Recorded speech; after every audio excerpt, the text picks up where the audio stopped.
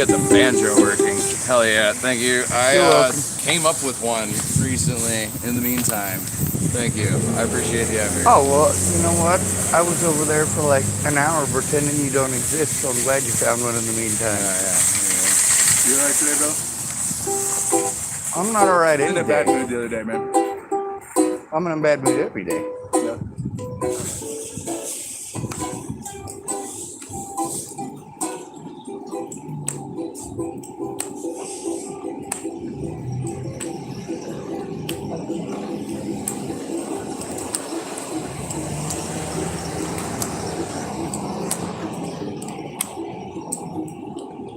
That guy, Nick, he's the one who was asking me if I was having a bad day. Or whatever it is he said. I try not to pay too much attention to him. Because, well, between me and Craig, I do feel secure and no reasoning for avoiding Nick if I can. The other fellow that's there, he's pretty alright. And I told him I'd be alright. I kept my word when I saw Nick over there. No hatred or anything like that.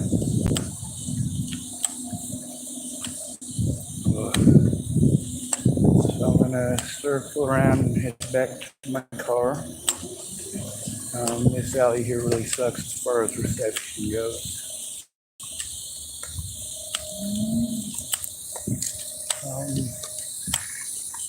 I guess I ought to explain the situation here.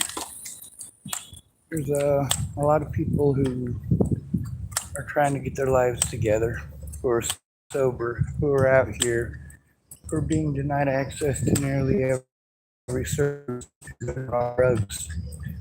Many of them eventually turn to drugs so that they can get access to those services, only to find out when they get to those services that they're just a fucking breadbasket for politicians. You put us in there, the American taxpayer picks up the bill. The American taxpayer is told that these people in places are going to help us, and then those people in places, instead of following the law, they break the law repeatedly and play stupid. When we have to try to turn in crimes committed against a homeless person, we're told you can't turn in a crime for another person. I'm not turning in a crime for another person. I'm turning in a crime, period. Also, when it comes to crimes against an at-risk adult, absolutely I have the right and the duty to do so. And any mandated reporter that I tell has the duty to turn it in right away. Even if it's Marcus Ibarra of the Dalles, Oregon, or his boss Courtney.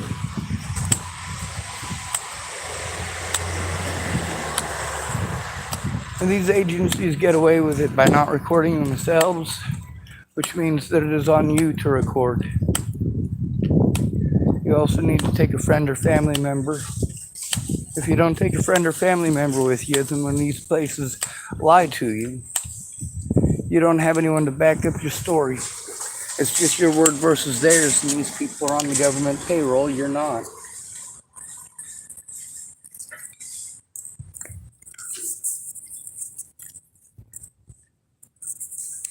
You try to turn in an officer for not doing his job.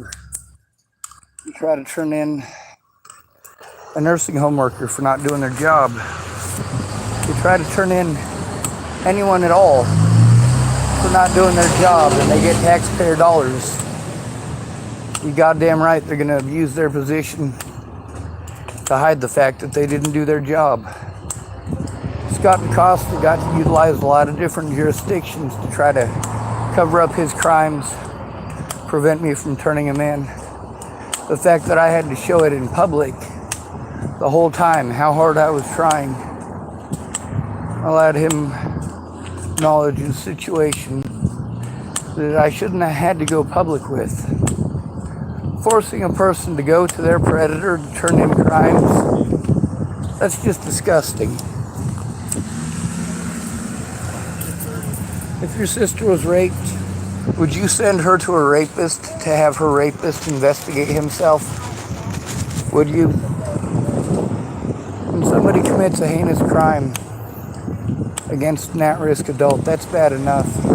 When it's somebody who should know better and is trained to know better, is paid to know better, and literally their job is to protect these individuals, well, that's something we do need to look into. Why aren't these people protecting the individuals they're supposed to protect?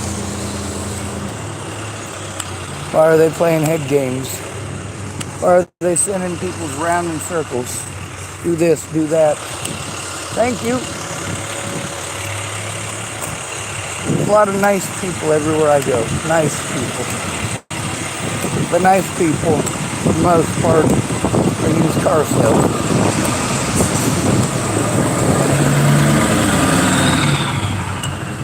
Nobody's bulldozing Tina Kotek's house. Nobody. That's pretty nice of them. Nobody's lighting Tina Kotek's house on fire. There's a lady here in Tillamook, Oregon. She was telling me she's Robert Farnsworth's sister. It turns out, I guess, her name is Ashley Heinrich.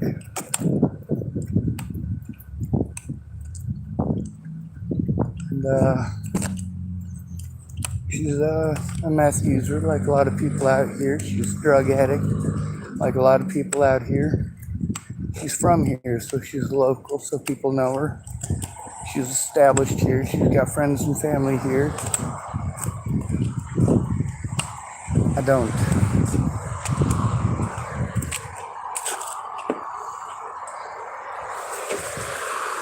There's a lot of crimes that people have turned in to me.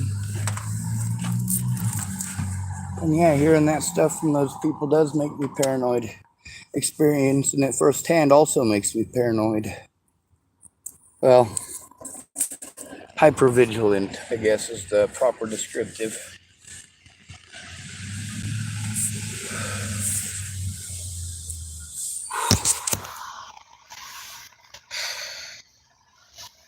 When I try to tell what's going on, I'm abused for it by police. When I try to show evidence, I'm talked over, ignored, or told to do it in a way that I'm incapable without assistance. Then I'm told I was sent to places for assistance and didn't want it. No, I was denied the assistance I needed.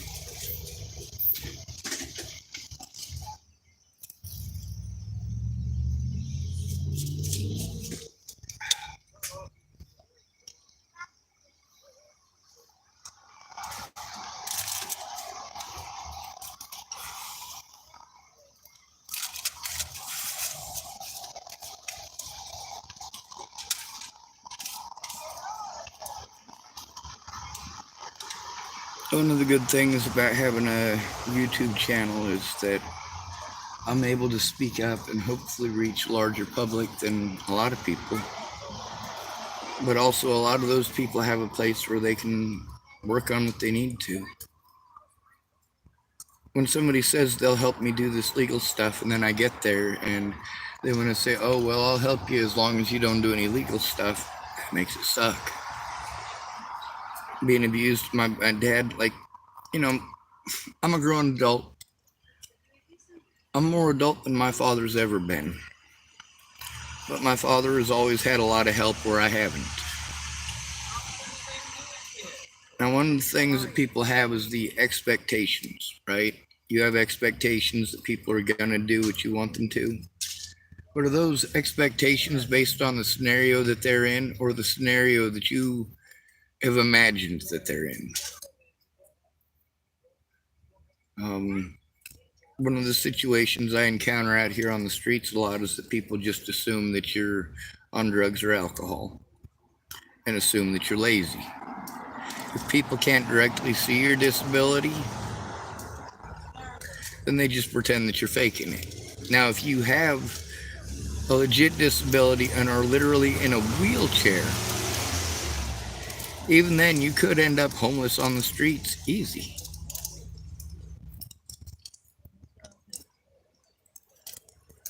And nobody's going to take care of you out there, although they'll try to take care of you more than most.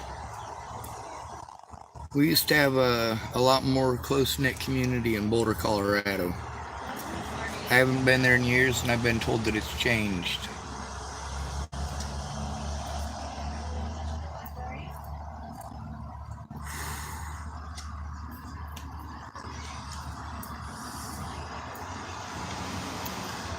For me being sober out here,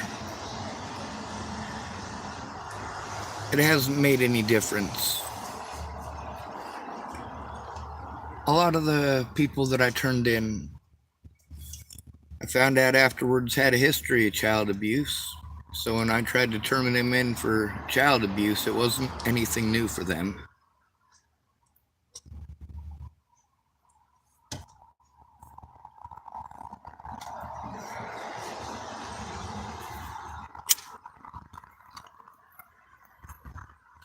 I exposed the situation with the missing women of Hardin, Montana, over a year before the media acknowledged it, and over 2 years before the United States government acknowledged that that is a epicenter for missing and murdered Native Americans.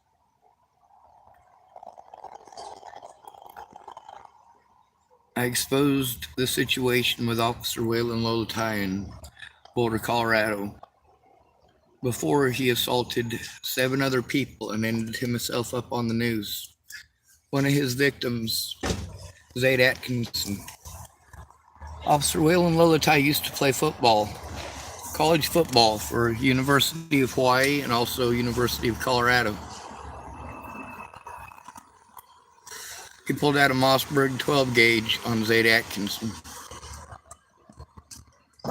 Zaid Atkinson was even on 60 Minutes about that racist situation. The darkest person there was Waylon Lolotai, who was hired specifically because he's a goon.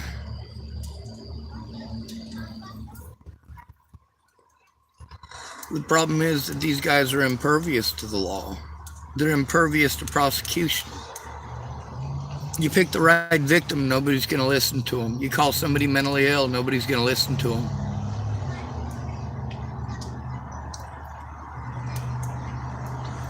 Now, y'all know the statistics. 31% of the time when a child is violently murdered, it's the mother. 31% of the time when a child is violently murdered, it's the father. That's 62% of the time. 62%. And don't even get me started on the other types of abuse. The most likely person to hurt you overwhelmingly is your own family. One of the things about those of us on the streets, most of us are out here because our families were not the good kind of families. There were the families who did those things and nobody listened to us. And then people walk hand in hand with their kids and say, stay away from those people who do bad things to you. Most of the exposure these people in houses have to homeless people are drunks who are out in public, meth addicts who are out in public. In Boulder, Colorado, there was probably 10 homeless people I knew with jobs who went to work every day for every one homeless person that I knew out there with a sign.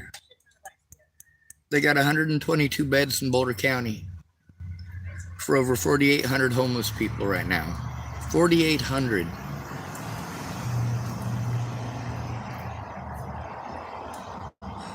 In small towns, they give you an option. They'll either push you on to go to a big city,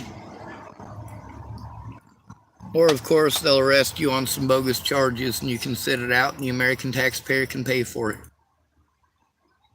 And take a look at how the news media paints it. Do they ever listen to the homeless person side of the story? No, they don't.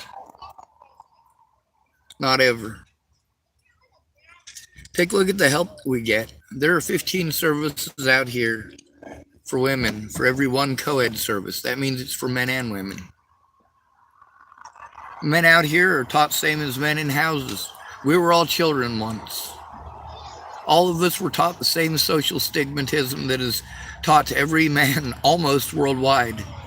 You protect women and children. That is what you do. That is your job. That is your duty. No matter what the law says, that is one social bias that is not just requested, it is pretty much required for you to be considered a decent man. You have to be willing to sacrifice yourself no matter what your problems, no matter what your ailments. You have to put yourself last. Then we've got parents in America that are, well, they're not understanding that if they work together, they are the largest cross-section of the voting population. They're also the ones that I hear whining the most about how they can't do anything because they have kids.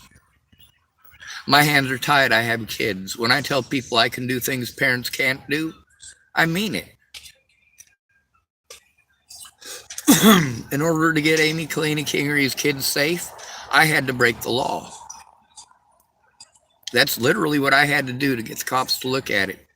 I made 3 calls anonymously from other people's phones. I made 3 calls live on YouTube from my phone, giving my name and my information. And even that wasn't enough. Amy's kids continued to get smacked.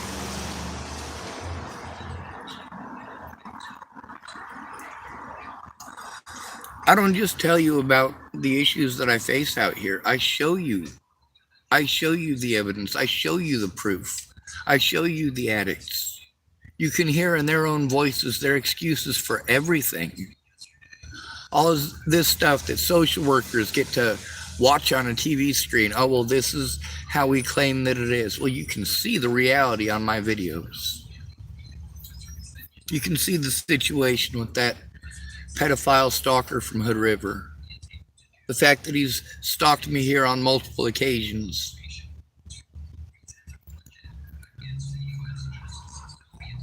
That's right, he stalked me at 7 different locations between Hood River and Tillamook, Oregon, and he's done this crap at least 7 or 8 more times since I've been in Tillamook. Came back this year to pull it again. So I've made sure that I keep where I'm at on rotation. I haven't had as much issue with him since I've been basically making it difficult to be found. Once he stops messing with me, then I can go back to coming to places like the library parking lot. I've got the recordings of how the police treat us. A lot of people come to me personally because I got a big mouth. I'll tell anybody about anything. When it comes to my personal life and my life experiences, I'm an open book. I've shown that I'm willing to spend the time in both jail and prison to protect children. In Chapel, Nebraska, there's a bad sheriff there. His name is Sheriff Scott DaCosta, Dual County, Nebraska. His department was involved in a situation with myself, Natalie Bollinger, and multiple stalkers in that situation that just wouldn't leave me alone. It ultimately resulted in Natalie Bollinger getting her brains blown out. She's dead. It was all over the news. It's also one of those things that you don't understand. Once something goes viral, and this goes to you parents especially. Once things go viral on the internet, that isn't just bullying on the internet. People are going to bully them in real life.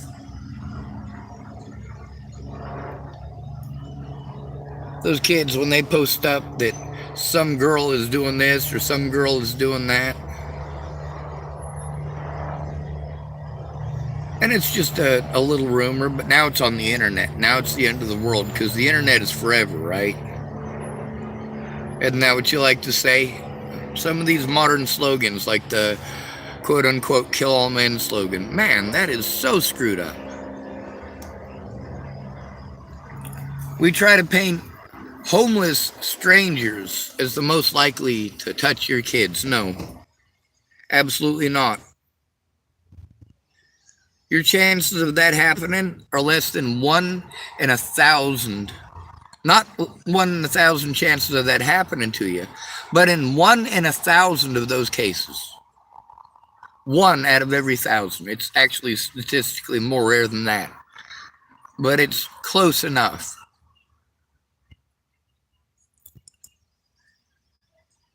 When it comes to people like Nick, when he's having an episode, usually due to alcohol, he's a scary person to be around.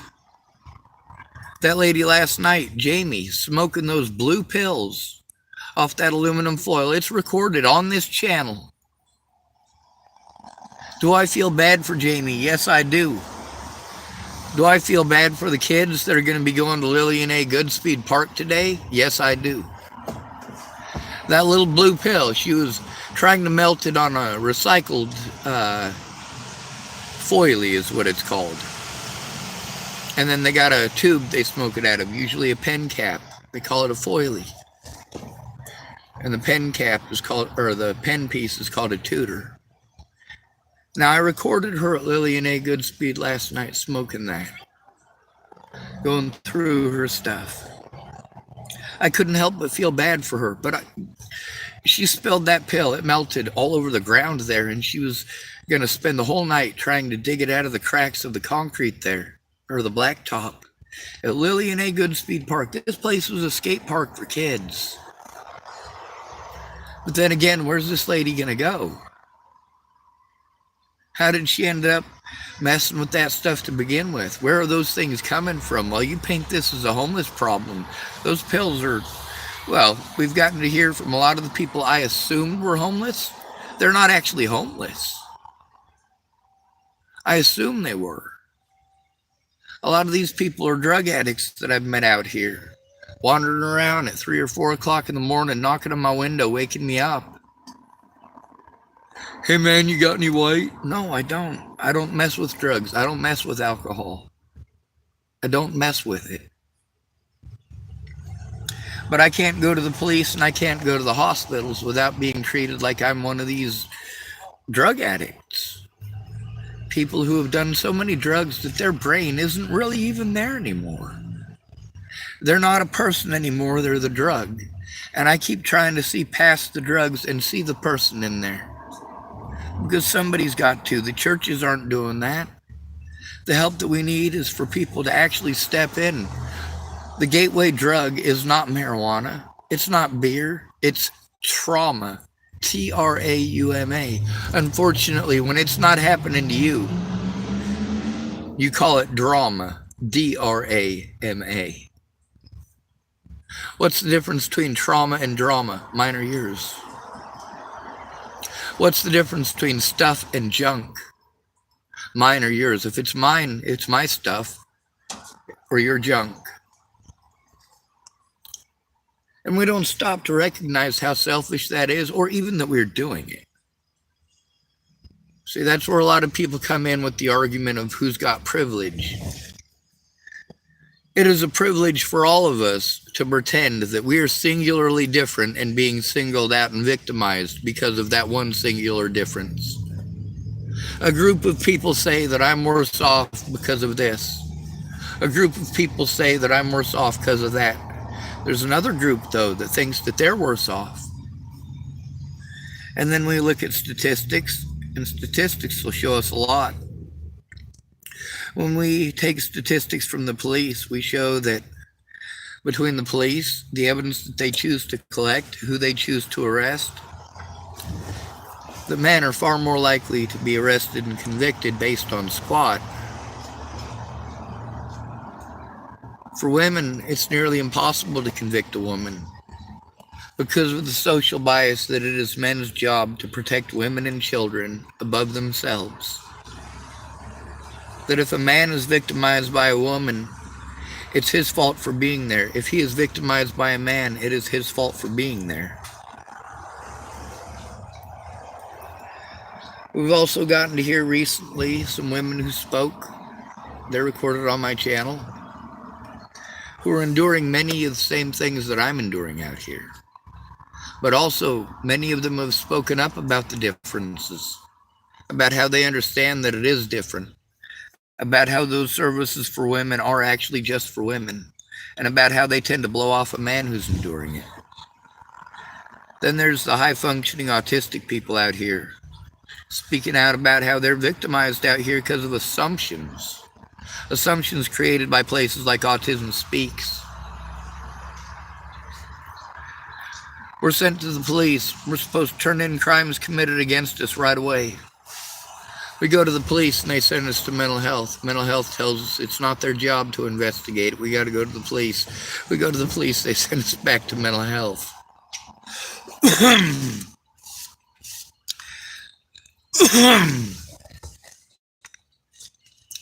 Three of the missing people here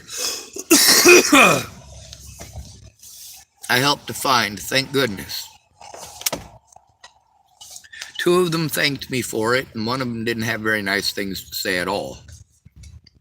Of course, contrary to popular belief, women can get violent, and women can point guns at people. And one of those women is angry at me because when she was a missing person, she got busted doing some very horrible things. Of course, she's not going to like me. Whether or not there's going to be any legal consequences, we don't know. Not likely, though, because she's a female. It's likely that she'll get leniency. People will feel sorry for her or feel bad for her or be afraid of what feminist groups are going to do to them if they don't at least pretend to.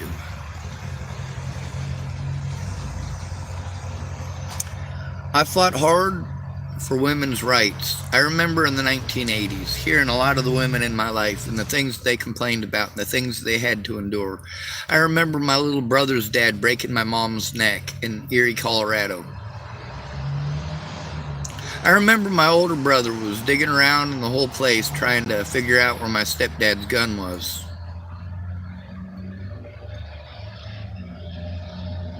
You know, there's a lot of stuff that's traumatic from being a child that you remember even though you don't want to. I keep hearing people talking about repressed memories. I don't know about that. I've never had repressed memories. I have nightmares. I grew up in the system. I get to hear about how racism isn't real anymore. I know better. The majority of the kids that I was locked up with were minorities. I say minorities, not black kids, because it depended regionally on where I was at. A lot of the kids I was locked up with were really messed up. They did some really messed up things that I'm not so sure it's appropriate to even say publicly, and I'm constantly stuck in public. All of my money that I get for being disabled gets spent making sure that my vehicle is up and running because buses are not up to par for me to run around all the places that I'm expected to run around to. Meanwhile, because of my physical disabilities, I can't carry a lot of weight, but I'm expected to take this stuff in when I go to turn it in. When I go to turn it in, I don't get to do that, do I? No, I'm talked over and dismissed and lied to about what the law is. Because I'm out here just like a lot of drug addicts. The gateway drug is trauma, and we got a lot of people out here who have been traumatized until they're strung out on drugs, but I will never accept drug use as an excuse or a coping mechanism. How do I cope with it? I speak out. I record everywhere I go. Instead of me being treated like I'm overreacting, let me tell you something. There are enough people that have gone missing that I have posted about on my channel that have ended up corpses. That this is not something that I am capable of taking lightly as if it doesn't happen. I do not have that luxury. My loved ones, people I know in real life, Stephen McMillian is dead. Christine Buhit is dead. Natalie Bollinger is dead. Lana Engeline is dead. Rory Jeffson is dead. Tommy Galley is dead. Anna Hunka's dead. You think I take these lightly? Meanwhile, all of their deaths were preventable. All of the memories that they had, the educations that they had, all lost. We need to worry about housing first, but then we get to see how that homeless housing emergency money is being spent to send us around in circles to fill out housing and for housing stuff that we're never given, but we're sent around to TFCC, TCCHC. All right, that's two of them. And then we're sent to different police agencies. We get to the sheriff's department, the police department, and of course, the state police. So we're supposed to call all of those places about these things. We're supposed to go to therapy? No, we're not sent to these places for therapy. We're not sent to TFCC for therapy.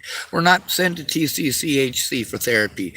We're sent there for help turning in crimes committed against us, because these are supposed to be mandated reporters who help out people in our position. But how's that going to work? Then we've got Northwest Senior and Disability Services. I've been there too. And the Department of Health and Human Services. I've made hundreds of calls to these places over and over and over again.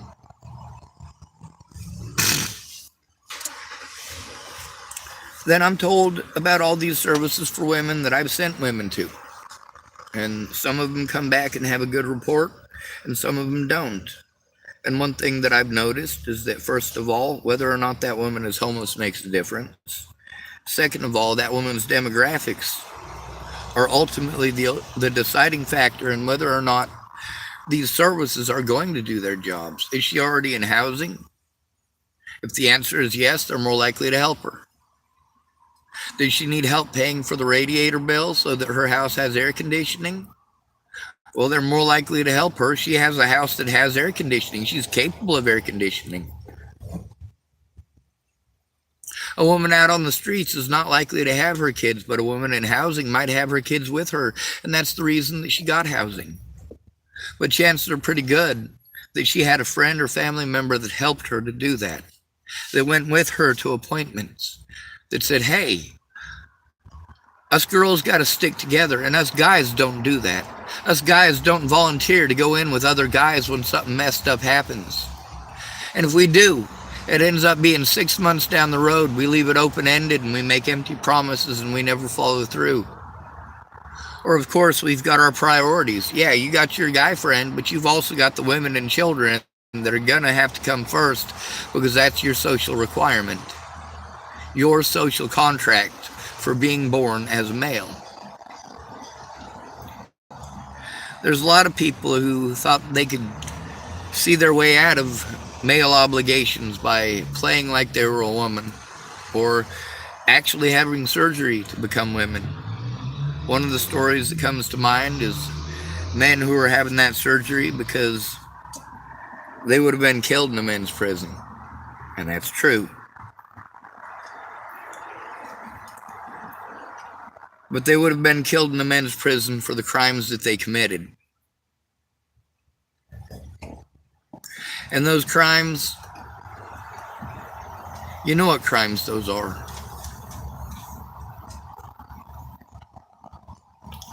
We've got a lot of people who think that they're going to escape their obligations, their social contracts, their family contracts, and their obligations to a society that they have to take part in.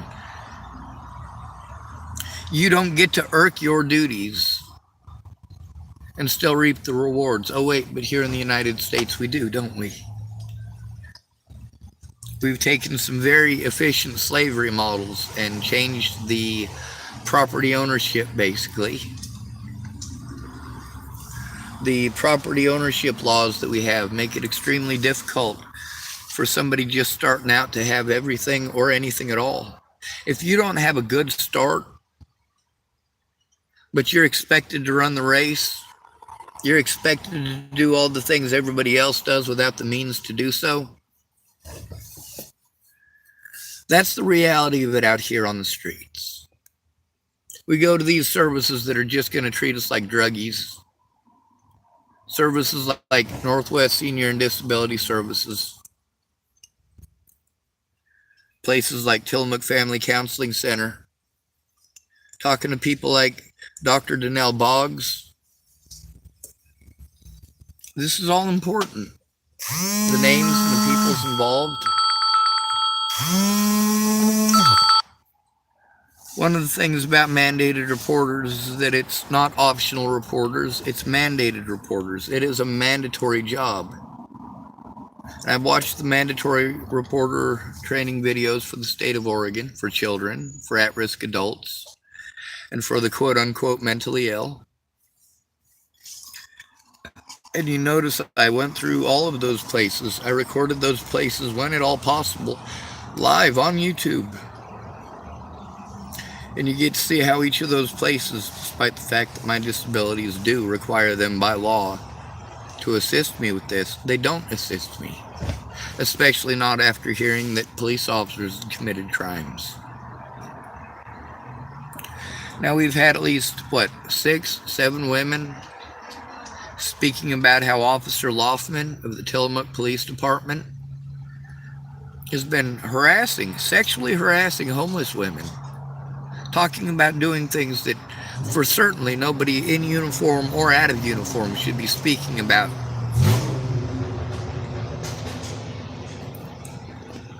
Then we've got the situation with Officer Lotham. When I went to turn him in November of last year, he's the officer who showed up. Legally, the hospital staff should have sent him away immediately. They were also supposed to have someone from the Department of Health and Human Services there for my safety. See, these services are supposed to work together with the victim and the police, not table talk behind the back of the victim. And that's what ends up happening out here. Especially when the officer who shows up is one of the officers you're trying to turn in. On multiple occasions, Officer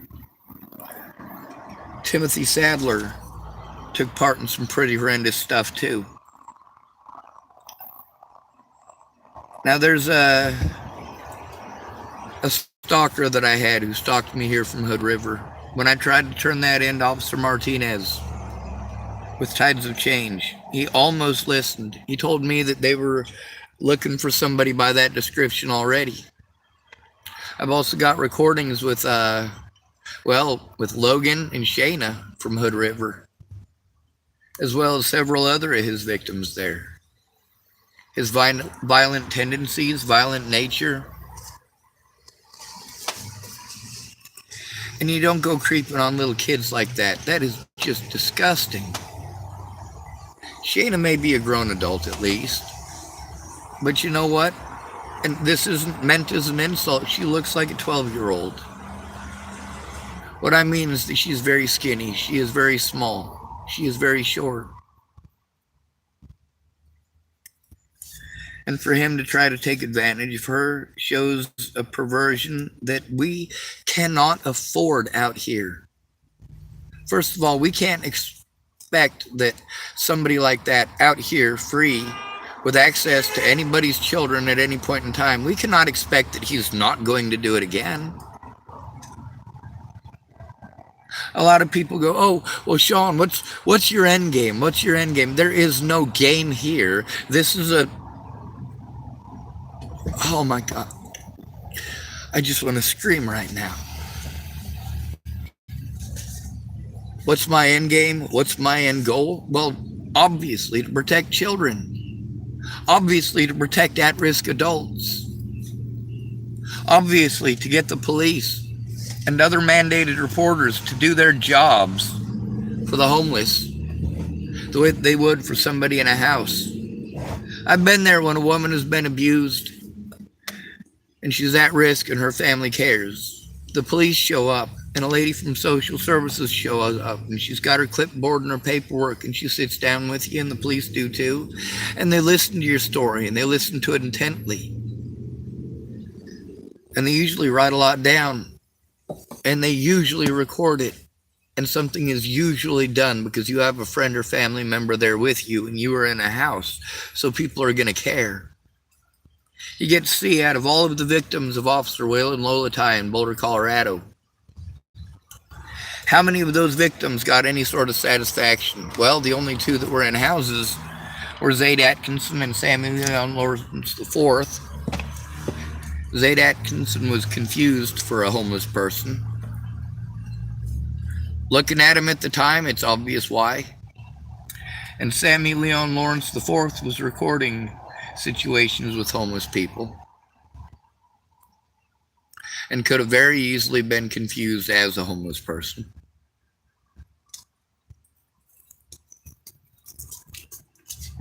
If you've ever been to Boulder, you know why. What does the majority of the population see on the news, in the news media? Everything is the fault of the homeless and the mentally ill, mentally ill, mentally ill.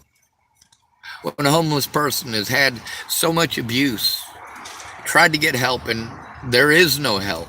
We're talked over. We don't matter. You in houses matter, especially if you're women. But we out here on the streets, we got to take the brunt end of it, even from the police. Well, statistics show that naturally, for most of what's considered heinous crimes, for most of those, for the disabled, the person is a family caregiver. Usually, our mothers or our brothers and sisters. But it's usually our mothers who take advantage of that. Because usually if we're disabled, we have assistance right out the gate. Our family, if they care, help. They help us to get disability. They help to understand our disabilities and how we will be trafficked, how we will be hijacked. And I don't mean hijacked like somebody walking onto an airplane with a machine gun. I mean, we try to get help. And we're sent to services that, well, because we're not female, or because we're not children anymore, we don't matter. Once you become an adult, if you're autistic, yes, as a child, there are some protections because of that. As an adult, there are none. Your disabilities don't just magically disappear when you turn 18. Meanwhile, most of us with Asperger's, that's not our disability. Our disability is your assumptions and your actions because of your assumptions. Your assumptions that we're all low-functioning autistic people. You look at the descriptions of low-functioning autistic people, and then, of course, when you abuse us or neglect us to the point that we have a meltdown, that's what you want to call it for us. For you, it's a mental breakdown, right? You just change the terminology a little bit.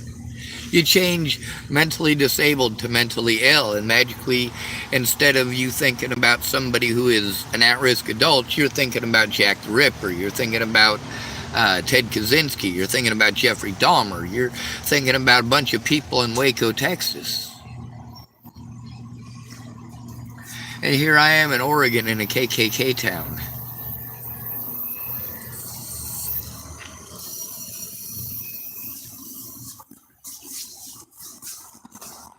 I got a lot of my recordings that are offline. I keep trying to turn them in. But then again, Tina Kotek's got it all set up into a giant minefield where she's just saying no to everything. But all of that money is getting spent month by month by month by month to places like TFCC, TCCHC, the police department, the sheriff's department, who are all pretending like they're doing something. They're writing down that they had an interaction with a crazy person.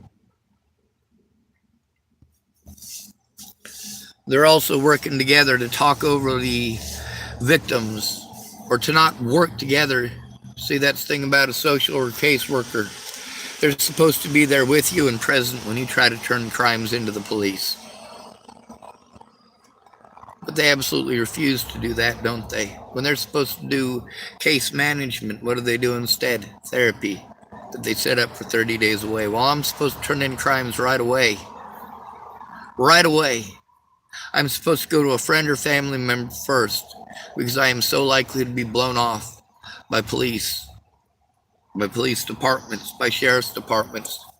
They are so much more likely to pull their gaslighting. All police officers are taught how to do this too, just so you know. Those bullying tactics don't work on hardened criminals. They only work on people with PTSD. It doesn't catch hardened criminals with PTSD. It hems up innocent people whose words don't come together right because they're stressed the fuck out, because you're intentionally fucking triggering them. You're intentionally antagonizing the situation. Instead of de-escalation training, which you do have, you choose with a homeless person to escalate the situation, to play head games and mind games. When we're sent to our rapist to turn that rapist into that rapist, that is a conflict of interest, is it not? If I am denied access to turn that in safely, that is against the law, is it not? To deny me my human and constitutional rights?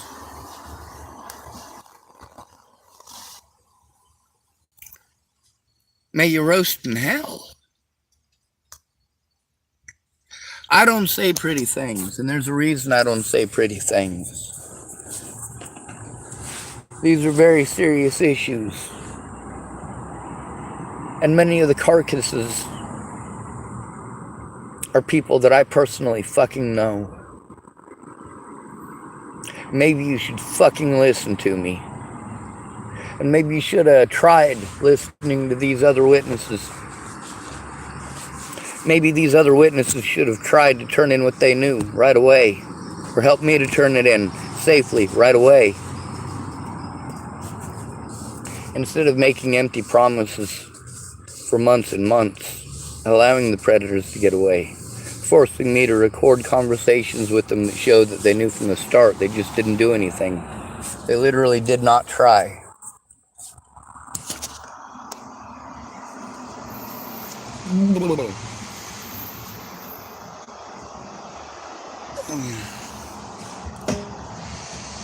A lot of times I hear somebody scream, I get out of my vehicle and it's nothing.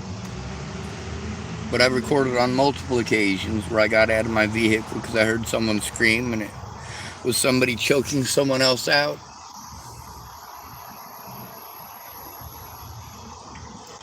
Even here in Tillamook, Oregon. Meanwhile, in Tillamook, when crimes are committed against me here, they try to send me on to Portland. Look at how many people are coming out of Portland. Cops are making people disappear in Portland. But you don't want to fucking hear that, do you? Police refuse to take a report from homeless people, for the most part,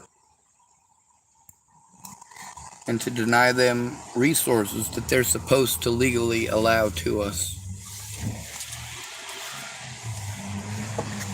If crimes are being committed against at-risk adults and the police do nothing, and then they try to cover it up, or they try to lie to you and give you illegal and immoral legal advice, and then they want to do that for their buddies, they're committing a whole bunch of felonies there, not just misdemeanors.